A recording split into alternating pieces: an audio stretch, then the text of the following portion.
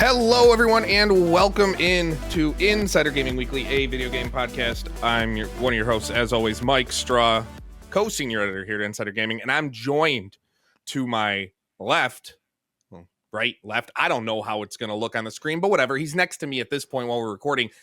Senior editor, A to the P, Albert Perkins. I'm sorry, senior producer, A to the P, Albert Perkins. I'm replacing Grant. We're already off to a good start, and I'm keeping it. I've lost my job. This is how I find out I've lost my job. I'm not even going to have it edited out either. Got A to the P, Albert Perkins, and co-senior editor, the actual senior editor, Grant Taylor Hill. Guys, I feel like crap. I have brain fog, but we're here and we're doing the show because we love the people. Yes, sir. Yes, we do. Oh man, you definitely have brain fog though, Mike, for sure. I know you were telling me before we got started that you're feeling under the weather and everything, so we'll give you a little pass this time. Right? No, I don't deserve a pass. Nope. I don't give people passes. You guys see how I am in the Discord. I'm a jerk. Publicly, I'm a jerk. So let me have it. Call me out. Everybody listening, be like, you know that Mike can't even get titles right. I'm supposed to take him seriously. As always, you can find us wherever you get your favorite shows: Spotify, Google, Apple, Amazon, literally wherever, any single place. Google Podcast isn't even a thing anymore. I don't know why I said Google. That got rid of that. Pocket Casts, iHeartRadio. Yeah. You can subscribe to us on YouTube. Wherever you find your shows, subscribe, leave a review, leave a rating. It really helps grow. And this is going to be a show where we have some fun stories to talk about. For once, we're not talking about layoffs and studios shutting down. You know, we got a little bit of a downer news story here coming up. But before we get into the news of the week, it's the question, as always, what's new? What have you been playing? Grant, you've recently published Insider Gaming's Assassin's Creed Shadows review. Are you still in that land? How explain what you've been doing, because you've been a busy man. Yeah, so this week has been I haven't played Dying Light 2 this week, which is new for me. You know, I was neck deep in that for the last month. But yeah. So the last week for me was Assassin's Creed Shadows. Like you said, the review's just gone up now, available in video and text format. And it's a buy recommendation. If we did put a number on it, I'd be saying about 8 out of 10. Because my gist is that it's the best of the modern bunch. So since Origins, Odyssey, Valhalla, you can count Mirage, I guess, even though it's kind of like, almost a spin-off. It's the best of those, but it still has a few flaws that are quite glaring, such as the typical things that happen with these modern Assassin's Creed games. So the bloated open world, packed with filler content. Like, you've got the side missions that they are, not to bring it down a peg too much, but they're probably the worst side missions I've ever seen. You'll go up to someone and they'll give you a story about how they're like having trouble with bandits or something. And the objective will just be kill 100 bandits in this area. And then you go to the next person and they'll say, oh, this clan has been fighting us and killing our people or whatever. Kill 50 clan members in this area. And it's just that on loop. The side content, the collectible stuff is basically like, you have temples, you go to the temples, you find lost pages that are just scattered around the temples. Hey, presto, you've unlocked a skill point. So that's why I'm saying it's pulled down a peg, because the side stuff is like an afterthought. There's some really cool elements in there. Like, it's got the best stealth in franchise history. The stealth mechanics are insane. The combat's pretty good. And Naue, who is the female character, the shinobi in this game, I've put up a separate feature saying that she's basically the best assassin character we have had in the series in many years. She's absolutely fantastic, and the acting is like next level. But yeah, there's still a few things that I would definitely want to call out as being like imperfections. Especially there's one thing that they've had wrong with Assassin's Creed games for years and years: the facial expressions. I don't know if you guys have played one recently, but NPCs in Assassin's Creed games are so flat. They don't have any facial expressions at all. Is that an Assassin's Creed problem, or I feel like that's just a AAA game in general problem lately? Maybe, yeah. I mean, like I for think example, as graphics get better, people put I don't know. It feels like they just can't keep up facial animations with the graphical power where it's more noticeable. I want to know why we're still not using that LA Noir technology they had, where it was like hyper. It was like it was like scarily realistic because it was just like a like for like copy. But I was thinking about that, and I was trying to think of games that I've played recently that didn't, like Kingdom Come Deliverance 2, for example, didn't really suffer from that problem. Like I felt like the facial animations were really on point. Obviously, it's always going to be a little bit better for the main characters, the protagonists, or whatever, because especially if it's mocap, they'll have their face scans and whatnot, whereas NPCs are most likely just like, I don't know about the development side of things, but anyway, that's one half of what I've been playing, and the other half is I have much less to say about it because I can't say anything about it, and that's Atomfall. So I've been playing Atomfall for a few days, and that comes out on I think the 27th of March. The embargo for reviews drops tomorrow evening or tomorrow afternoon my time. So I think tomorrow morning your guys' time. And that's I mean, we've done previews and stuff, and I've said it's right up my alley, the whole post-apocalyptic vibe, except it's set in the UK. A lot of people have said this is like Fallout in the UK. I can say it's not. It's way less about the end of the world vibe than it is about the mystery and the thriller and the solving these puzzles of what's happened and how to get away from this place you find yourself trapped in. So it's a completely different vibe, but you still have that really nice, like apocalyptic kind of feel to it. So review for that is coming up tomorrow. And then, mind you, if you're tuning in, chances are the reviews are already live. Yeah. So we are recording this a day and a half about roughly before the embargo. That's got me all out of whack. Out of whack. So if you're listening to this, Grant can talk about it. It's after the embargo lifts. I might have even been lying. Oh, the embargo's Friday. Sorry, the embargo is Friday. Well, to be fair, we're used to recording this on Thursday, and we're recording this on a Wednesday this week. So that's forgivable because the days of the week have been completely skewed, especially with everything going on. AP, but that's what me. about you? That's me. Yeah. What have you been into? If you say still Final Fantasy, I swear to God, I'm going to send you a code for a random game. So, shocker, I am not playing Final Fantasy right now currently. I'm taking a little bit of a break. Yeah, I'm taking a break from it. I'm going to be returning to the world of Final Fantasy. Don't worry, but I am taking a break. I picked up WWE 2K25, and I have been locked into that, man. I love the universe mode. I love my GM. Oh, it's so good. But how freaking hard is it? I'm like horrible at that mode, man. I don't know what it is. Like, I'm only taking on one CPU, and I'm just absolutely horrible at it. Now, I was playing it late last night. I started getting a little bit better with some of my bookings and everything. Some of the pay-per-views started getting a little better ratings, more fans, more revenue being driven in and everything. I was like, okay, here we go. Starting to get a little bit better with that. It started getting better ratings, and I noticed fan increase. But I still have a lot of long way to go as far as like making up for the lead that SmackDown currently has on me, because I'm GMing Raw and everything. But man, it's so much fun. I love it, dude. There's so many freaking wrestlers in that game, bro. It's like literally anybody that you don't want to get me. You know what? You brought it up. You're going to get me on this. This thing. I gave WWE 2K25 45 minutes uninstalled and got a refund. Shoot. It's by far. Oh, no. I'll just stick with 2K24. One. See, I didn't get 24 site. Okay. I play Is on it PC like the same? And I do. Yeah. We're getting that. That's a whole other thing, too. So I play 24 right now, and I'm just heavy into modding. I don't want to redo all my mods. Okay. To get authentic, music and new looks and graphics as they come out, new arenas, all that fun stuff.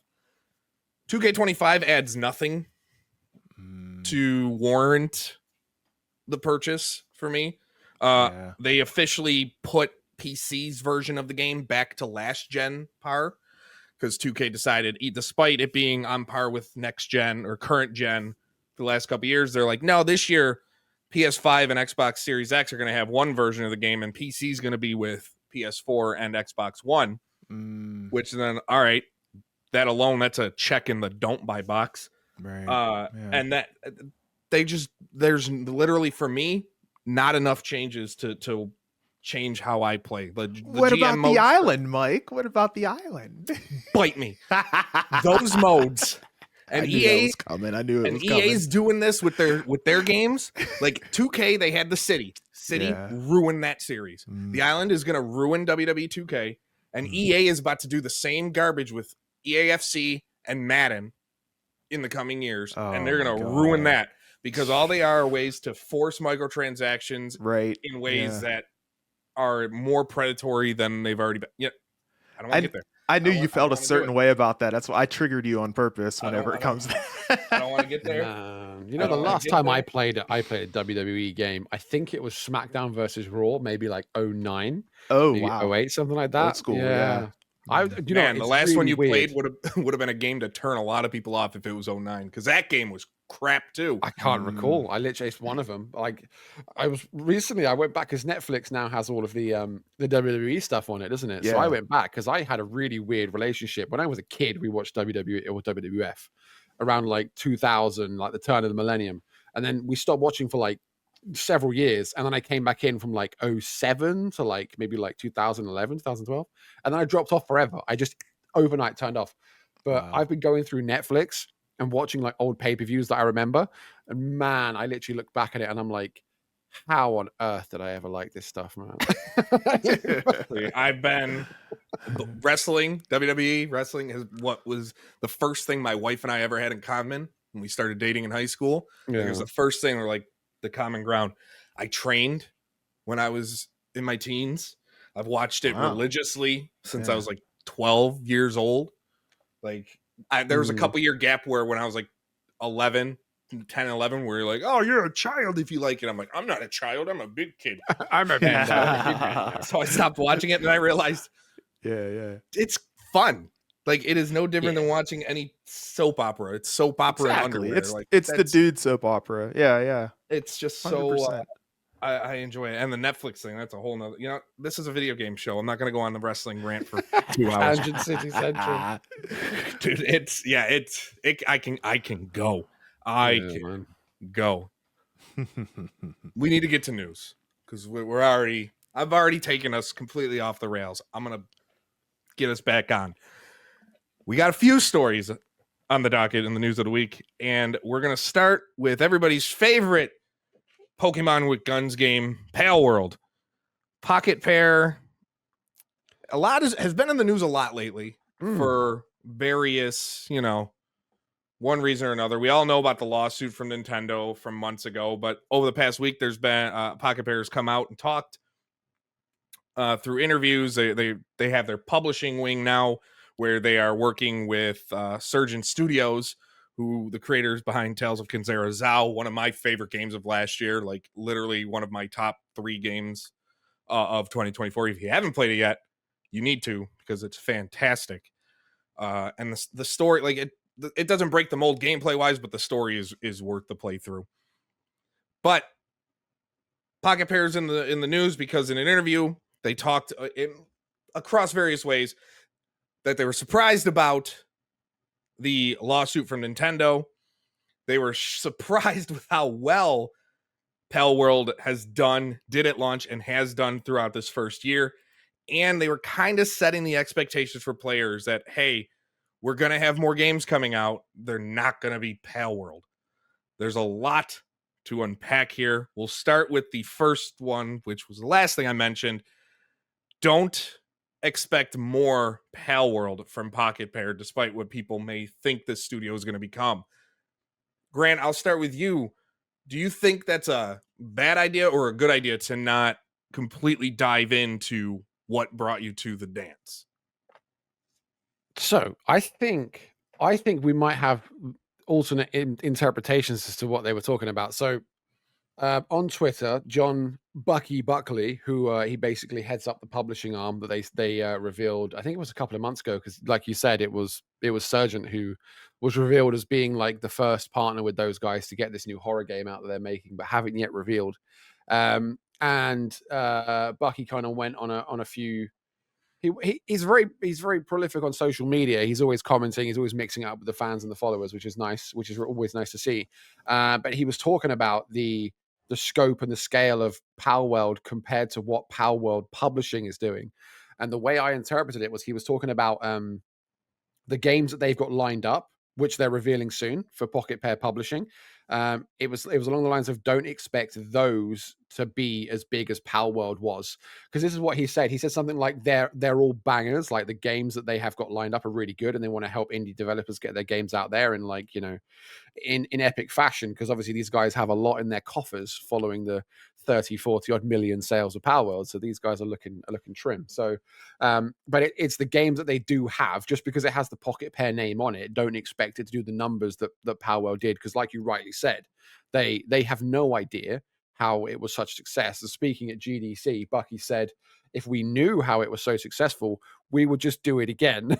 And wouldn't everyone, right? So they said that they don't know, and everyone has their theories, like obviously like Game Pass helped out quite a lot, and the whole the inanity of it being this like Pokemon with guns, as you called it. People just wanted to see like, really, is that, and I think just how bizarre it was. It just caught on so quick with people.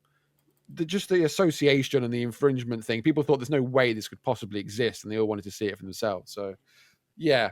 So I think Pocket Pair, the publishing arm is going to have a lot of good stuff under it, but I just think it's agreeing with Bucky. It's unrealistic to think that anything they're going to publish just because it has Pocket Pair, so it's not going to be like this immense, incredible success that Power World was. With that, and AP, I'll pass this on to you. I get setting the expectations. Like, don't expect 10 millions of players to be a top 2 Steam game ever or whatever. But with that, does it kind of make it seem, I know he said they're all bangers, but does it kind of make it seem like they don't, I don't even know how to word this, because I don't want to put words in his mouth, and I don't want to. Maybe that they don't want to be known as the Power World developer. Is that what you're trying to say? Or they don't want, or we're talking like a just faith thing. Yeah, the faith there, maybe. But I don't want to. Again, I don't want to put words in their mouth. Of like, that's not what we meant. I don't want to be that guy.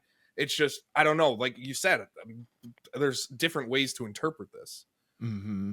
Yeah. No. I mean, I could totally understand where they're coming from if they don't want to be like known as the Power World developer, where they're only working on Power World. I get that, but I mean, we talked about this a couple weeks ago with how, a lot of people view Rockstar Games as developer that makes GTA. I mean, and they're doing mighty fine, I would say, as most people would probably say and agree with me as well. But, it's not necessarily a bad thing, but, they should probably embrace this moment. Like this game is a game that got them on the map, and, this is something that's going to help them moving forward with all the other games that they go ahead and create. And once they come out with these other games, they're gonna be like, oh yeah, that's Power World, okay, or that's the developer behind that made Power World, okay, yeah, and it automatically they're gonna be interested right from the jump from there. So I don't think it's necessarily a bad thing. I think they should come to maybe appreciate it a little bit more.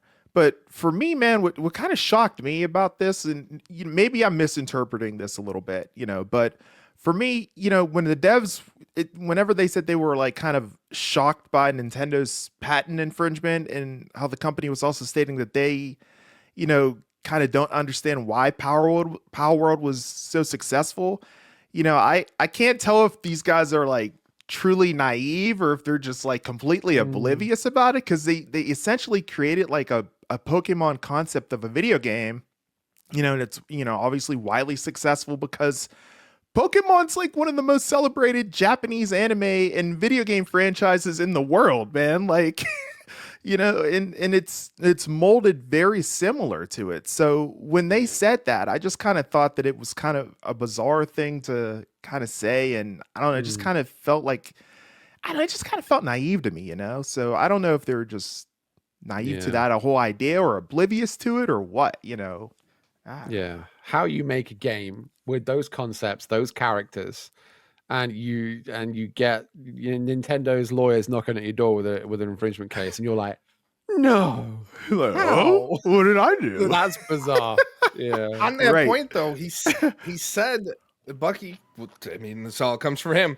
Yeah. Said that the lawsuit came as a shock, his words, and said that they had received a green light in all forms of legal checks within Japan before it was released. Granted, they provide. It's one of those things. I'm going to take him at his word, but also it's like you kind of have to, because they're not going to sit there and show. Well, see, here's this legal notice we got approval for. They're not going to publicize that stuff. Like that would be kind of unprecedented to do it. But I don't know if you could say it came as a shock, because it's not like Nintendo and the Pokemon Company aren't known for being very litigious.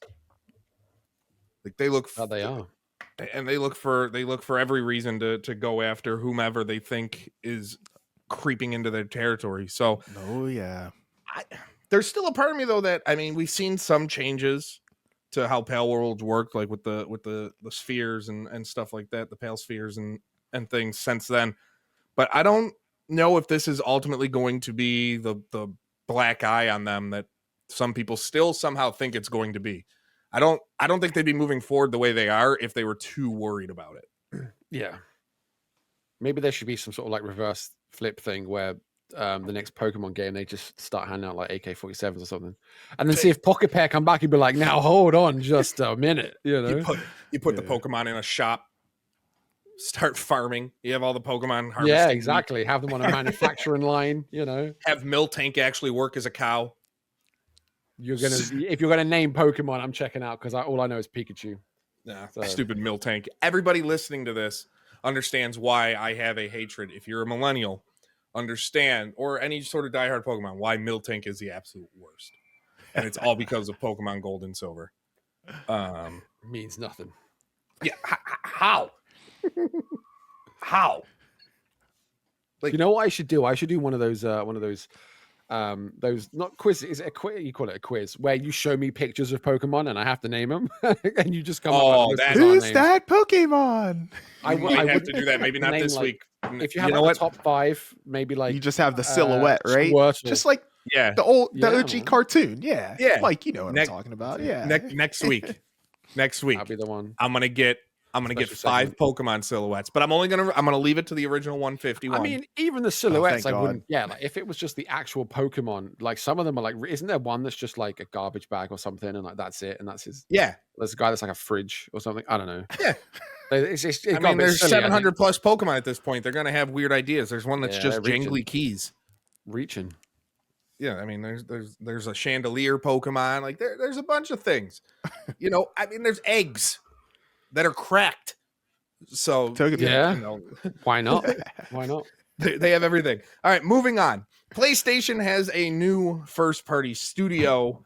We found this out through an interview with Jeff Gerstmann, that Jason Blundell, the former lead of Call of Duty's Zombie Mode, is now leading a new first-party PlayStation studio called Dark Outlaw Games. It was confirmed during the interview, rumored for a while. We don't know anything really about what this game is, though signs point to it being an unannounced live service multiplayer game. Everybody's favorite genre. Goody. Yeah. What do you think? Grant, I'll start with you. It's not like we have a lot to go on here. One, the name is lame. We talked about that. Dark Outlaw. 2, did you hear the post where he was like, we've been working in the dark and we're going to step into the light or something? They've gone deep on the whole dark thing, you know. Oh, what? 5 edgy, man. What the mid 2000s edgelords over here. Oh my god. What do you think about PlayStation forming another studio? Do you have any worries about? I mean, my immediate thought goes to what happened with Concord. Oh yeah, first party studio working on a live service multiplayer game. We haven't seen that blow up in the last year. Yeah, that's it. Well, you know what? So the whole Jason Blundell thing goes back a good few months at least. I think the rumors surfaced easily halfway through 2024 that he was working. I think the original rumor was that he was working with Bungie on this a new sci-fi action game set in a whole new universe. Everything's fresh, everything's novel.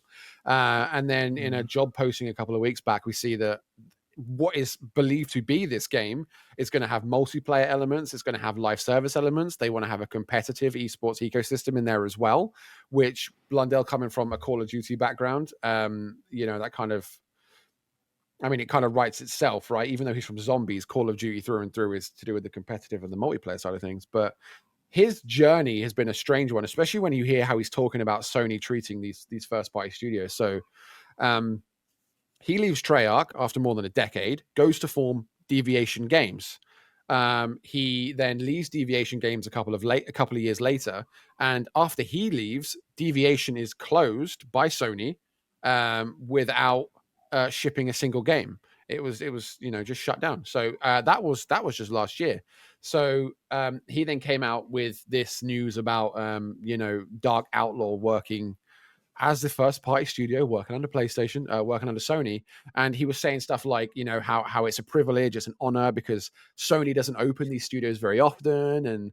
And it's like, no, they buy them and shut them down. Yeah. So he's obviously, he's positive and looking forward to it, whatever. And apparently a lot of the people working with him came over from Deviation.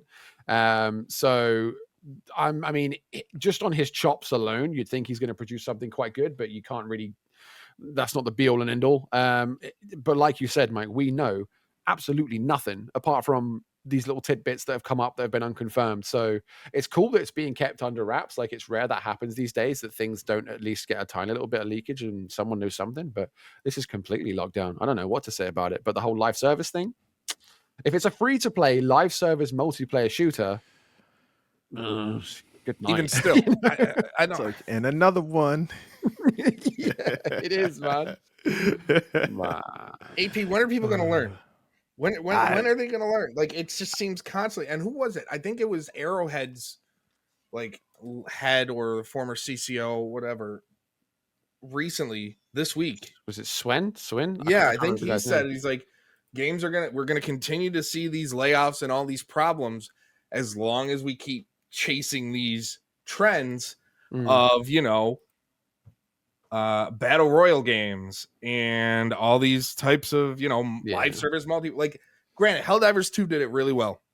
I mean, they're continuing, like, their numbers aren't what they were at launch. They're still great numbers for what they expected it to be. But he makes a good point. It was Craved Johan Palstedt. He said that it's just going to continue, and he believes it's going to continue because we're in this cycle of death and rebirth of chasing trends. And I kind of have that same feeling. They need to stop. Yeah, they're just hard-headed, man. They're just determined to go ahead and, well, it didn't work for them because they did it this way, so we're going to do it this way. And it's like, no, we're just going to play the live service games that have been extremely successful, that have been out for years, that are already out now. We're not going to deviate from that. And that's especially basically what it's going to be, I think it would be better if games didn't take as long as they did to make. If games took maybe a year or two to make, like how they did back in, then it's one thing that you're chasing a trend. It makes sense to chase a trend. But when games take 7-8 years, we've talked about it before. Yeah.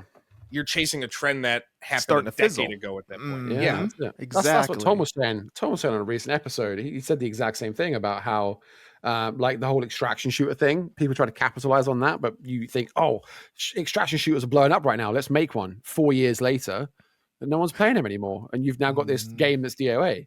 But the one thing that I was thinking of is this whole PlayStation first party thing, new studio and whatever. How many, because I can't think of any examples, like how many multiplayer focused live service games have come out under Sony's first party studios that have succeeded? Because I don't think I'm wrong in saying that Sony does the whole first party studio thing great when it comes to like single player titles. You think of like Uncharted and God of War, and you think of like The Last of Us and things like that. But how many multiplayer games have really succeeded under the PlayStation banner? I can't think of any.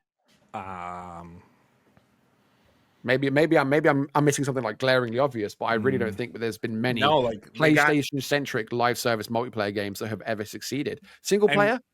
And if anybody's tuning in and saying, well, technically Destiny, shut up. That doesn't count. I don't know. I know, like, they're hoping, fair game becomes that whatever. Which is that heist looking thing. Yeah, Marathon, they hope becomes that. Yeah. Marathon, they hope becomes that. But both of those games, I mean, Fair Game has already been delayed. Marathon has been plagued by issues of behind the scenes toxicity, everything. Creative directors being fired for, alleged sexual misconduct. Like, it has been a mess. But I can't.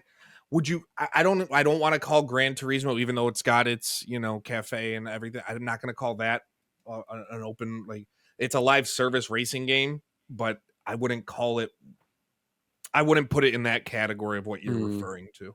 I can't think of one. And if you're listening, I mean, let us know. Tweet us, send an email at podcast@insider-gaming.com. Like, if you have any examples, because I can't think of any. Yeah. Like, I think of PlayStation. I think of, like you said, the single player games and stuff like that. To be fair on Sony's part, they have said they are going to step back a little bit from doing all the live service. Like, they're not giving up on it, but they're not going to be pushing it as much. It's not like the Warner Brothers thing where their live service games are failing. So they say, let's double down and do more. Yeah. Instead, they're going to do Web3 blockchain games. Crypto. Isn't that Ubisoft? It's the future. Didn't Ubisoft just do something like that? They love their NFT. Or the NFT game? They love it. Because why isn't it working? Why aren't we making money? I don't know. Can't tell you. No idea. Moving on. Hardware sales. My favorite time of the month. I love when I get when these come out. Middle of the month, late of the month, we get the prior month sales. For the US, we get UK usually like the beginning of a month, and the EU around then too. But the US is kind of like the measuring stick, I guess, when it comes to how consoles are performing.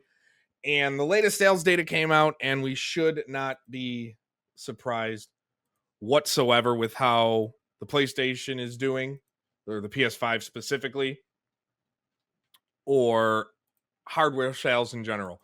In general, hardware sales have continued to fall. They fell 45% year over year in January. Damn. And in February, they fell another 25% from 341 million to 256 million, which is, according to Circana, the lowest February total for video game hardware sales spending since the 184 million spent in February of 2020. So right before, it was literally, everybody knew what was coming out right before COVID hit, but the months before this current generation of systems launched. PS5 still leads the way in units and dollars sold. In February, the Xbox Series consoles came in second in both units and dollar amounts sold. The Switch is way in third, but we don't expect Nintendo to be in third for long. If the Switch 2, I mean, we're 2 weeks away from the Switch 2 full reveal.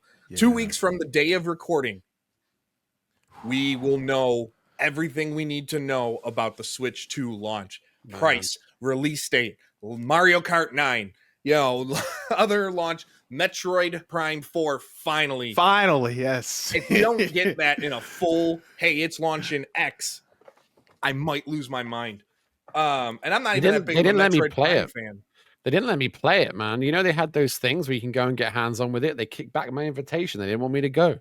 They knew. They're like, we don't want that. They must have detected. I don't know. No, they know you're not a Nintendo person. That's it. That's what I'm saying. They could just sense it on me. They could just, this guy's never picked up a Nintendo console in his life. Why does he want to play one now? That grants more of a Nintendo don't. Oh, that's good, man. I'm gonna get a t-shirt that was really bad. Anyway, consoles overall have fallen, continued, but in a bit of a bright spot, the PS5 is outpacing the PS4 in terms of sales by 7% after its first 52 months on the market. It's sold about 75 million systems globally up to this point. PS4 in its lifetime has sold 117, so it's catching up quick in lifetime sales. The Xbox numbers are brutal, as the Series consoles are trailing the Xbox One by 19% in terms of general pace. With rumors and talks of Xbox's next console coming in 2027 now. Do you think this is one of those situations where Microsoft is just like, we wave the white flag and we're just going to move on and see if we can recover? Or do you just think this is where we're going to be at from now on, where PlayStation is here, Xbox and Nintendo are fighting for number 2, and that's just what we're at? I think so. Yeah. I mean, look at the guy who was the former executive recently who said that if Microsoft had a choice, they'd stop making hardware, and how Xbox is trying to pivot through all the marketing to like the whole like this is an Xbox thing where they don't, you could just have a controller and a TV and that's it. You've got access to Xbox Game Pass now. That's it. You don't even need a console anymore. You don't need hardware. But is that working for them though? Like no.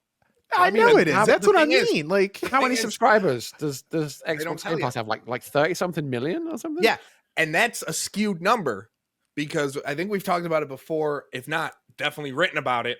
That includes the number of people who are Xbox Live members that were converted to Xbox Game Pass Core when they made that conversion from Xbox Live Gold to Game Pass Core. That includes those numbers. Fudging the numbers. So, that's what it feels like. It feels like Microsoft is they have no idea what they're doing. I think even for the PlayStation, though, when I feel like people move on quicker these days. Like when the PlayStation 6 or whatever comes out, I feel like people will jump over from that to the PlayStation 6 even quicker. Wasn't there a stat saying that like 50% of PlayStation gamers are still on the PlayStation 4 as well? I think that was around recently too. Yeah. And you think those people, they're not going to get a PS5 now, but they're probably going to make a generational leap over the top of PS5 to get PS6 perhaps.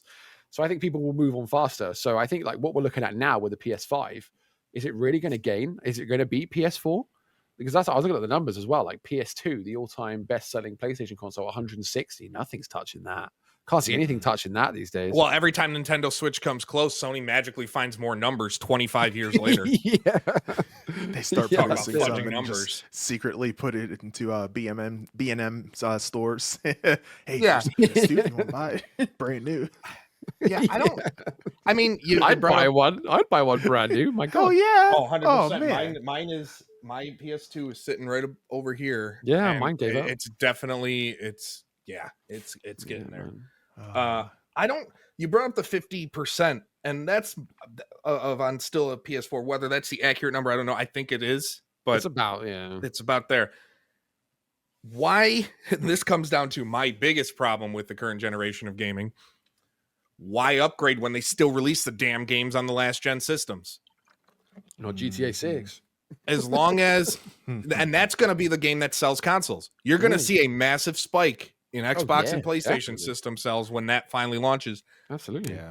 But right now, there's been literal, like college football got those fans to buy next gen or current gen systems. We haven't really seen anything else. It also has to do with PC gaming continuing to grow in a way that it just hasn't in the past. But you give console players really no incentive to jump up if they can still play games on a 10-year-old system or 11. Yeah, almost 11. That's a tangent too. Like PC is absolutely going nuts right now. There was some data that I need to knock my shelves down. There's some data that came out recently from GDC. I can't remember who it was. It might have been like Sakana or Statista or someone was up there saying that there's about almost 1 billion PC gamers in the world right now, compared to something like 650 million console players. And I did an article either late last year or early this year about like the PC like spend is outpacing console by like an absolute mile. Obviously it doesn't touch mobile, but it's outpacing console. And when you look at some of the player counts and the player bases, look at like Counter-Strike, for example, where it's constantly breaking its own player count record. Like I think it was like a few days back, it had like 1.8 million concurrent players. Like what on console is doing that? It's crazy. Like people talk about like, I feel like it's less visible. PC gaming is just less visible. You see like everyone talks about PlayStation, everyone talks about Xbox, and then Nintendo's in there as well. But PC is dominating all of them, and you just don't hear about that really, I feel. Yeah. And you brought up real quick before I get to UAP, Statista as claims their numbers that as of the end of 2024, there are 1.85 billion PC gaming PC players. Wow. That is up. And if we look just to say 2010, so it's 14 years, big gap, but it's gone up by almost 1 billion in that. You look at the Steam numbers, man. Like when was it? Like every month they're breaking. You look back to 2000 and like you say 2010, it would have had like 500 games in a year released on Steam. Now they're releasing like 20,000 new games a year on Steam. Obviously, the vast majority are like solo dev or like small teams or whatever. But just the diversity alone, it's unparalleled. It's unprecedented. It's unbelievable. You know, Yeah, it's crazy.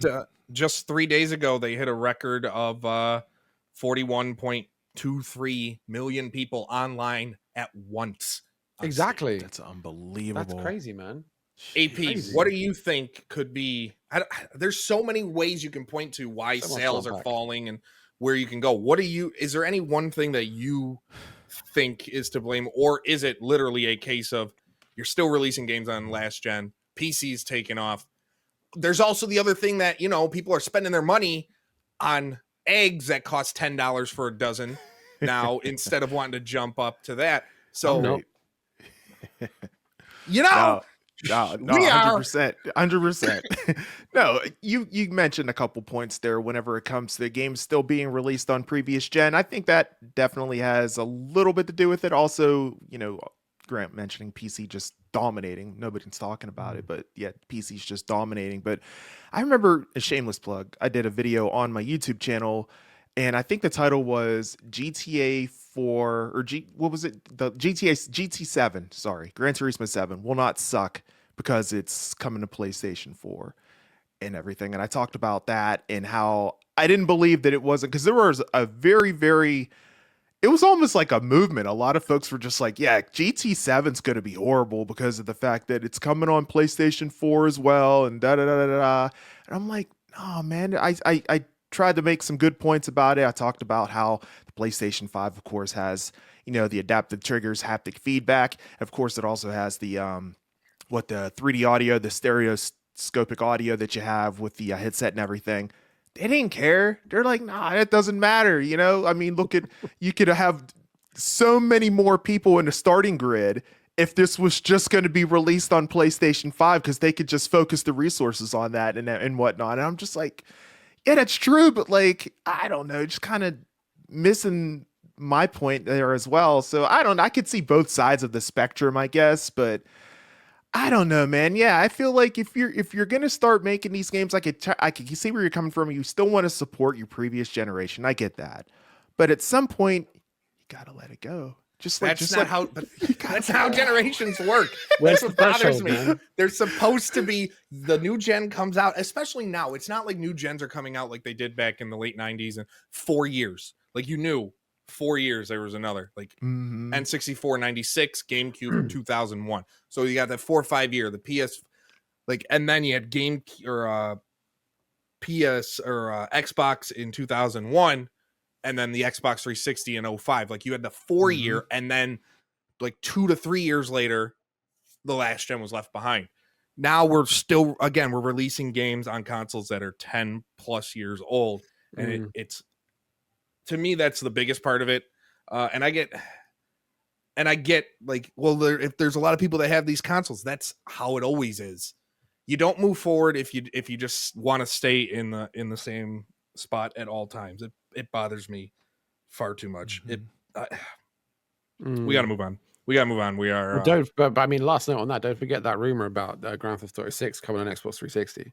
Oh yeah, they got to tap into that retro market. Microsoft is desperate for sales on their consoles, so they're going to release. So Grand Theft Auto 6 is going to be released on 360, Xbox One, and Xbox Series. No, because Albert's face suggests to me that he believes this. I did for a second. I was like, y'all gotta be pulling my leg. There ain't no way, bro. It's right there with Bloodborne 2. It's right there. It's right there with Bloodborne 2 and Silk Song for things that'll never come out. I know Silk Song will eventually come out, but I refuse to believe it exists because we haven't heard anything. All right, moving on to the last story of the week, and that involves our best friends over at Ubisoft. Assassin's Creed Shadows, we touched on earlier. It's come out, and reportedly, they have a report from BFM TV, unnamed Ubisoft employees, that an anti-harassment plan has been put in place to the CSE, the Communication Security Establishment in Canada, where the game was developed at Ubisoft Montreal. to protect employees for the likely harassment that comes from the worst parts of the internet that we all despise. And it had me thinking that we are in my mind, the worst era for gaming on that sense, because of the amount of people that can just anonymously attack people who are just developing, who are creating art, are just doing their job.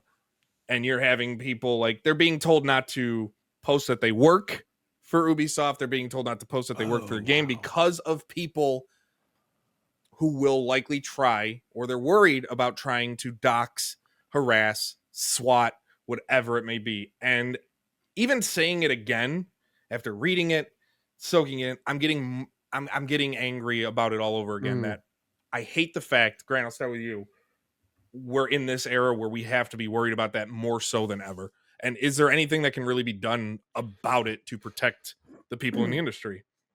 Man, I don't really, aside from doing stuff like this, I don't really think so. You just make the punishment for doing stuff like this more severe. And they said they've got a legal team stood up to, ready to rush to the aid of any employees that are experiencing this kind of harassment, right? But it's not every game. That was weird for me to say it's every game. It's not every game. But one of the best ones that comes to mind is like The Last of Us Part 2, right? That one was an absolute shambles for harassment. Like Laura Bailey, she went on she was on that one podcast months ago, in tears about how her son's life was threatened, her young son. And the lady, I forget her name, she was the character model for Abby. So she didn't even voice Abby. Abby was voiced by Laura. The character model who they built Abby on, she was receiving threats, and all it was just her face. That's all they used. They used her face. So you get that, right? And now they come out with Assassin's Creed. Obviously, there's a lot of bad juju around it. People saying the whole like Yasuke piece is a big problem. And just Assassin's Creed in general, it just seems to be like bearing the butt of it these days. Every time a new one comes out, people have issues with it just because it's Ubisoft and just because it's Assassin's Creed. But you do get this. You're going to get this all the time. People, every big project that comes out, you're going to get the people that turn to it and have something wrong with it. And you get keyboard warriors, the anonymity aspect of it as well. And they just want to make their voice heard in the most foul way possible.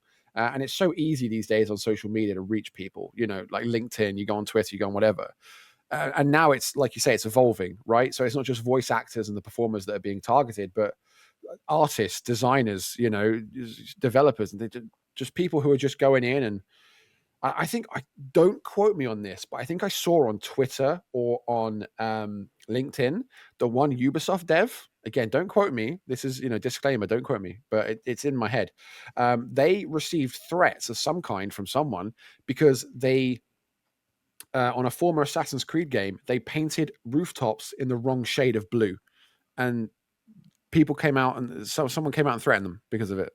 Wow. And it's just, it's absolutely ridiculous that companies feel like they have to get some special legal defense to prepare for something like this. But at the same time, I don't know what you can do about it, because everyone wants their freedom of speech behind their veil of anonymity, and everyone wants to have their opinions known. And yeah, I don't know. I'm at a loss. I do not know what you can do about it.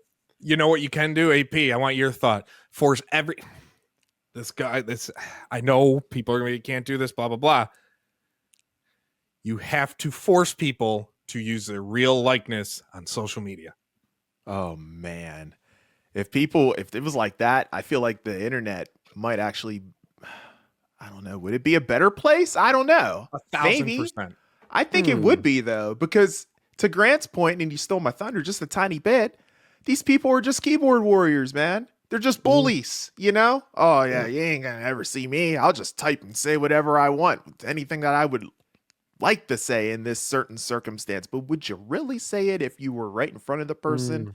Don't think so. Yeah. And we get it. I mean, we're all creators as well. We've all been out there in the creator sphere. And the amount of garbage that we just get fed by people that disagree with your content or what you've said or how you've shown it. And obviously on Insider Gaming, we maintain a very active community. We actively seek feedback and comments and chatter, and we have our Insider Gaming forums and the comments on the articles.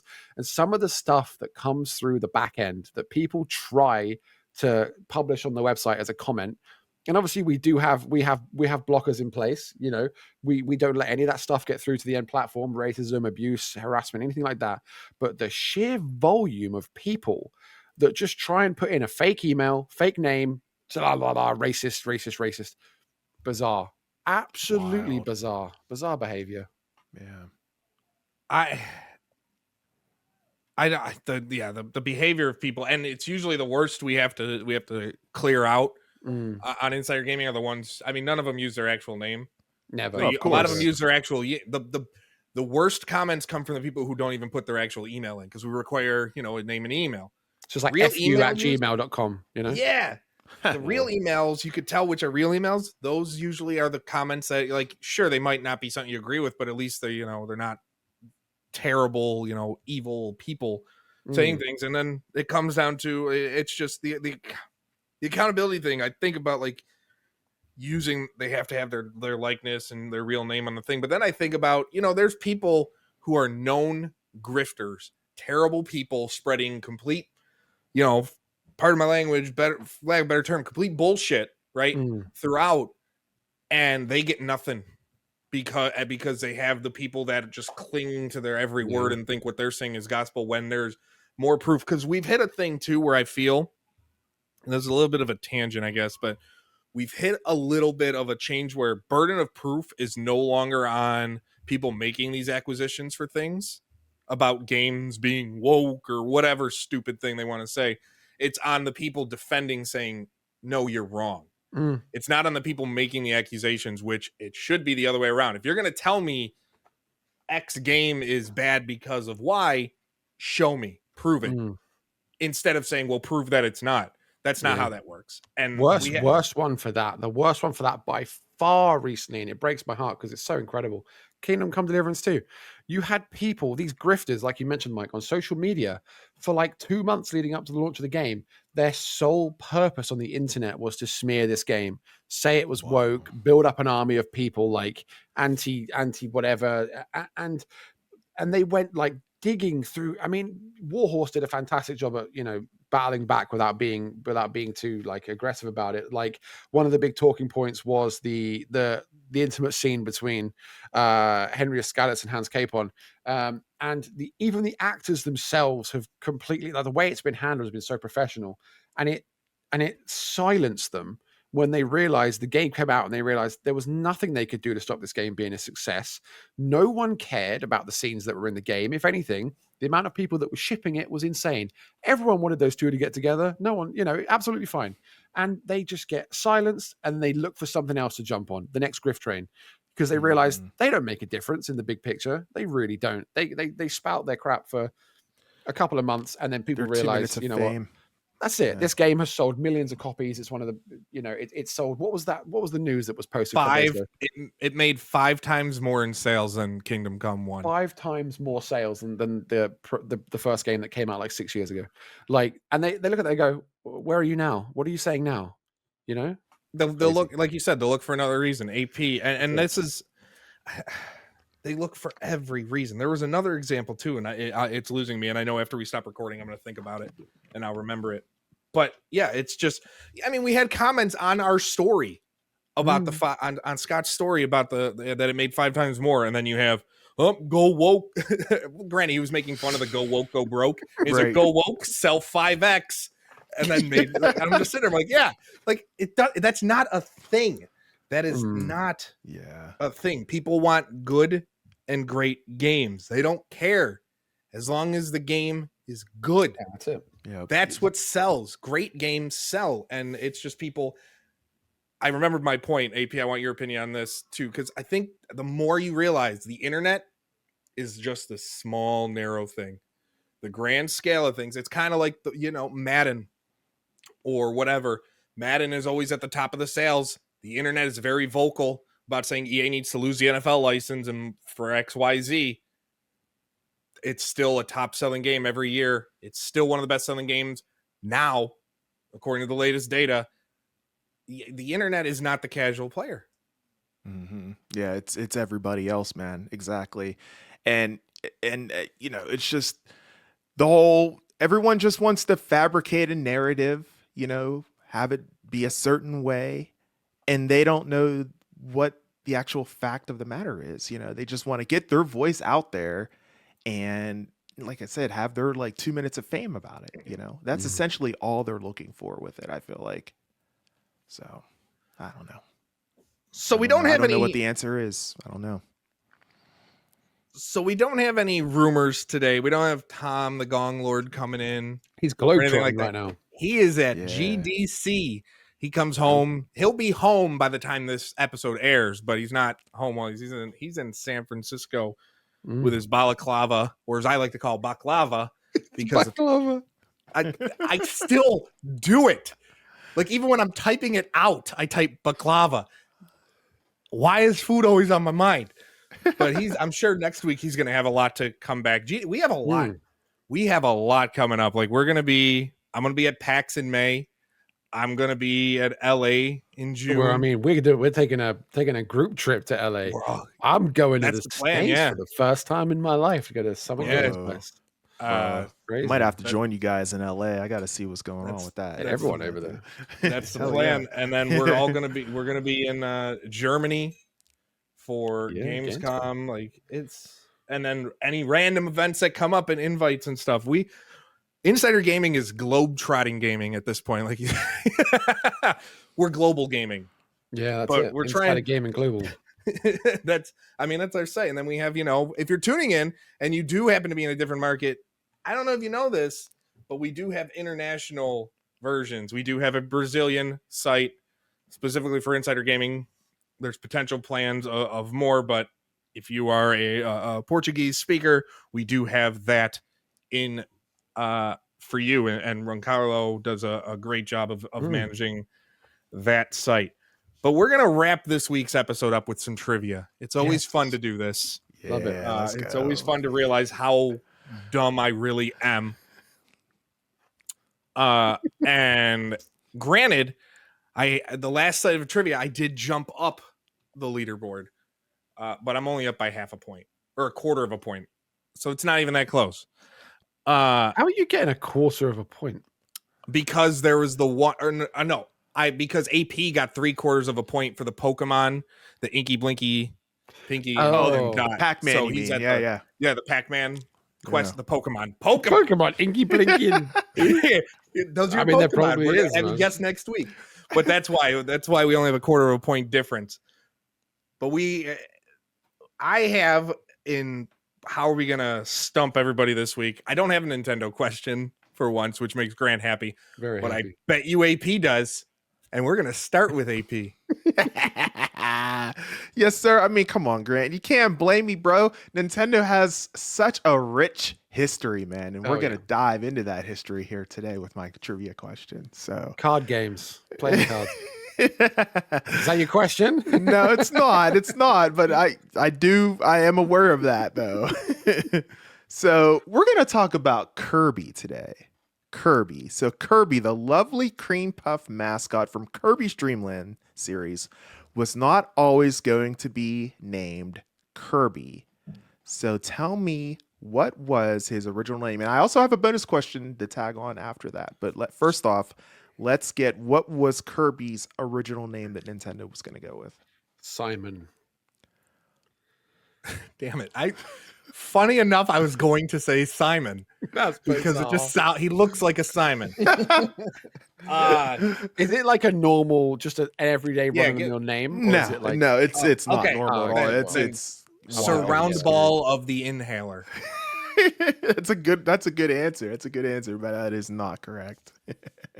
I'm done. I've got no idea. All right. So it was going to be Tinkle Popo or Tinkle Popo. Tinkle Popo. Yeah. I never would have got that one.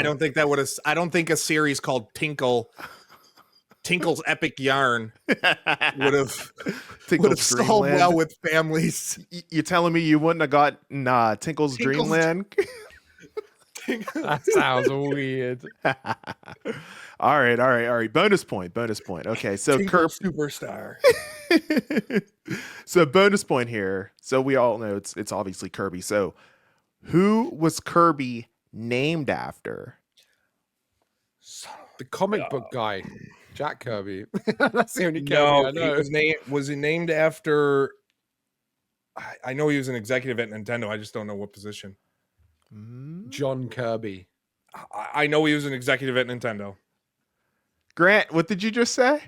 John Kirby. Who is John Kirby? Who is it? He was the CEO of Nintendo America. Okay.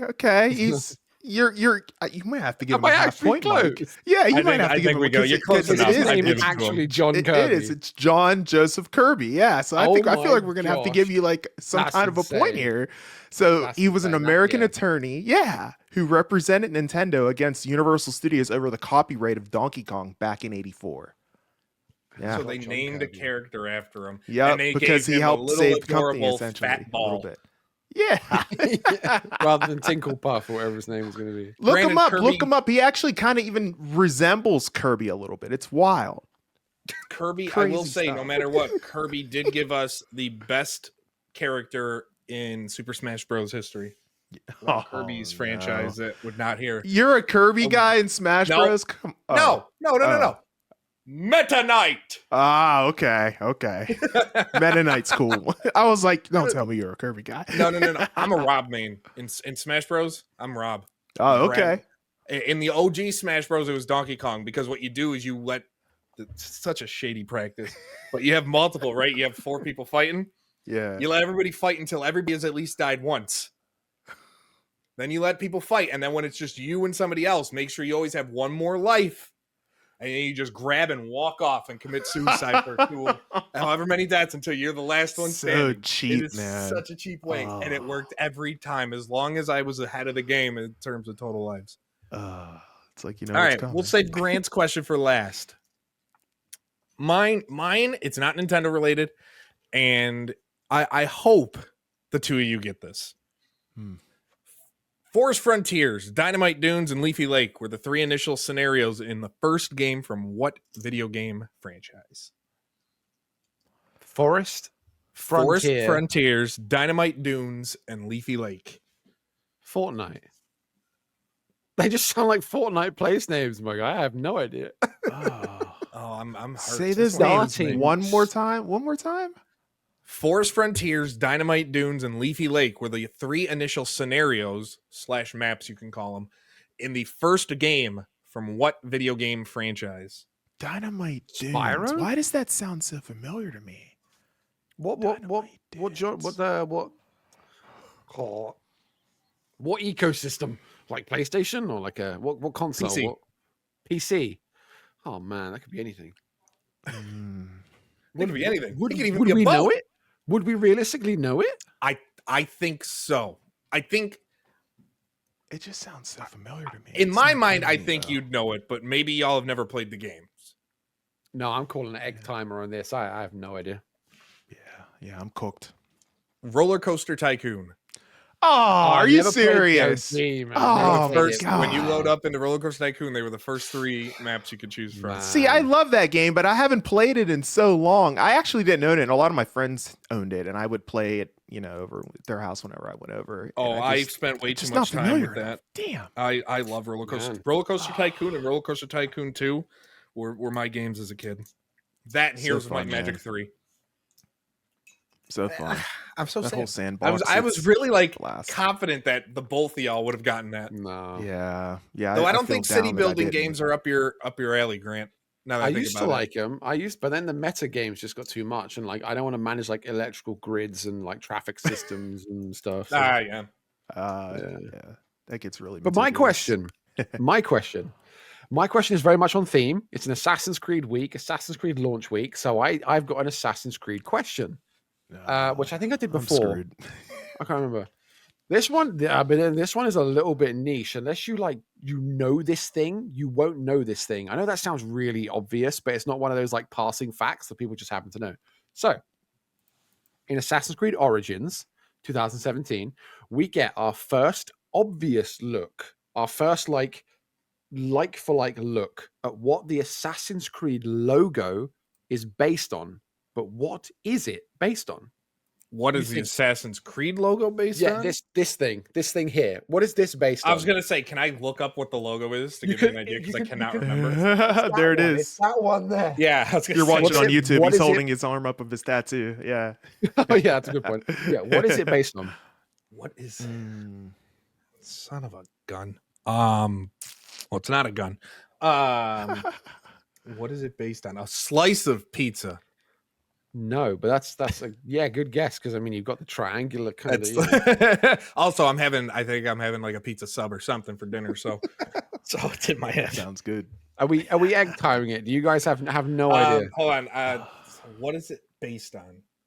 I'm gonna ask for one little clue. Is it like an object? Is it based on? Hold on. Is it based on like a? What is the medical term for it? Foresights? You know, the gripper thing. I know what you're thinking of, but no. Yeah. No. Based on that, I don't know. Think about the iconography of Assassin's Creed. Think of like, a creature that is synonymous with Assassin's Creed. I got nothing. It's in basically every game in some form or another. Nope. Okay, you're egg timed. Yeah, go. Okay, so it's an eagle, but the logo is based on the base or the bottom of the eagle's skull. So if you Google eagle skull, you will see exactly what I mean.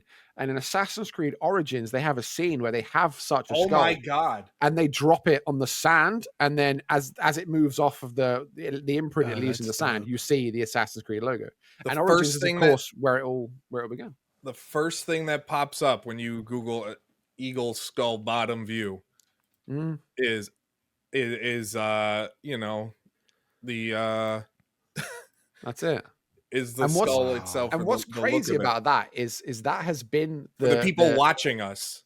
That's it. Yeah. Yeah. There it is. So what's crazy about that is obviously the game goes back to 2007, 2008, whatever, but they didn't show that that's what the logo means until 2017, which means either it was a complete happy accident or they had the plans that it would be related to an eagle skull 10 years before they showed that it was related to an eagle skull.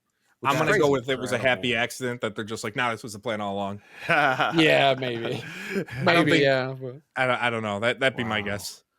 When you gave that last hint, I kind of thought about, I was like, maybe an eagle? And I was like, I don't think so. Maybe like the beak or something. People might think the beak of the bird or something, but yeah. It's an eagle skull. There we go.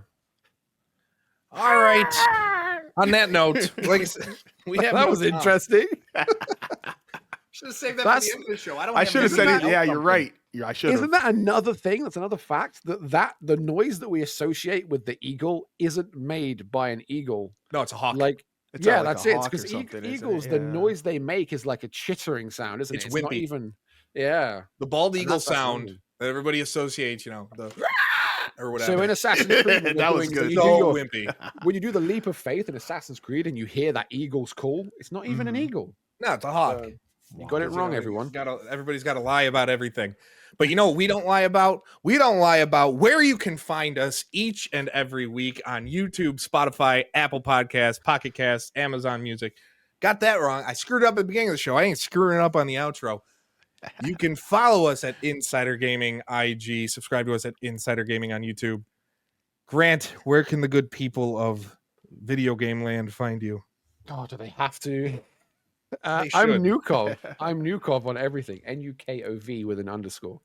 And again, I'm not a Swedish trance band or whatever. But we're gonna make that a realistic. Yeah, I'm gonna collab with those guys, man. By the end of the year, you're gonna release a Europop song. Why not? Yeah, add it to my repertoire. Yeah, but that's me on everything, on literally everything. I think the only thing I'm not on at the moment is Blue Sky. So everywhere. Nice. Love it, G. Love it. And for me, if you want to go check out that video that I talked about earlier on with Gran Turismo 7 and how it doesn't suck just because of the fact that it's coming on the PlayStation 4, you can hit me up over on YouTube, youtube.com/@weeklywrapup. I'm additionally on X at the Weekly Wrap Up as well. I'm on Blue Sky at Albert Perkins and also on Insta at the Weekly Wrap Up. What about you, Mike? Mike Straw Media everywhere. That's it. Very simple. Everywhere. Blue Sky. I'm not on Threads. I have Threads, but I don't use it because they started taking down any articles that I would share. So that's cool. They called it they said it went against terms and conditions for trying to lead people to click a malicious site. I'm just like, that's not a thing, but okay. But Blue Sky, Twitter, YouTube, everywhere. Find all the work at Insider Gaming. Of course, insider-gaming.com is where you can get all of the latest gaming news you need to know about. insidergaming.com/subscribe to sign up for our newsletter. We are just about at 50,000 subscribers, so make sure you join that as we continue to be the best newsletter in gaming, and we are working on it every week. AP, it's time, as always, for you to take it away. You know it. Appreciate it, guys. Thank you so much for tuning in. For Grant, for Mike, and for Tom, who's hanging out at the Games Developer Conference in San Francisco, I am your host with the most, A to the P, Albert Perkins, and we will see you on the inside. I was wondering what was going to make an appearance at the end.